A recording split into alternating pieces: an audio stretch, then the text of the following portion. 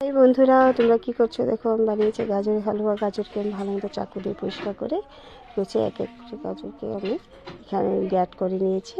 গ্যাট করার পর তখন 2 ঘন্টার মতো রেখে দিয়েছি যাতে জলটা টেনে যায়। কড়াইতে আমি ঘি করার জন্য ঘি ঢেলেছি। গরম হওয়ার পর আমি এলাচি তেজপাতা দিয়ে গরম হওয়ার পর গাজরগুলো আমি ঢেলে দিয়েছি। গাজরগুলো দিয়ে একটু আস্তে আস্তে গ্যাস কম করে আস্তে আস্তে করে গাজরগুলোকে একটু ভেজে নেব। তখন দেখবো ভাজা হয়েছে। আমি একটা পাত্রের এখানে আমি দুধ গরম করে রেখেছি। এখন আমি এখানে যখন দেখবো ভাজাটা হয়ে গেছে, দুধটা এখানে গরম দুধটা আমি এখানে ঢেলে দেবো। দিয়ে ভালো মতো নাড়িয়ে চালিয়ে এদিকে আমি কী করবো, একটু সময়ের জন্য ঢাকনা দিয়ে রাখবো। ঢাকনা দিয়ে ওঠানোর পর যখন দেখবো এটা হয়ে গেছে, তখন আমি চিনি দিব।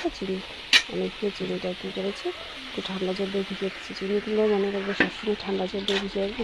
কখনো সেটা পায়েস বানালে হলেও চিনিটা একটু ঠান্ডা জল দিয়ে ভিজিয়ে রাখবে, তাহলে কী হবে, পায়েসটাও ফাটবে না। যখন আমি চিনি দিয়ে নাড়িয়ে ভালো করে দেবো, শুকিয়ে গেছে, ওখানে দিয়েছি আবার একটু ঘি দিয়ে কিচমিচ দিয়ে এটাকে ভালো মতো নাড়িয়ে, এই যে আমার গাজরের হালুয়া রেডি। তোমাদের কেমন লেগেছে আমাকে কমেন্ট করে জানাবে।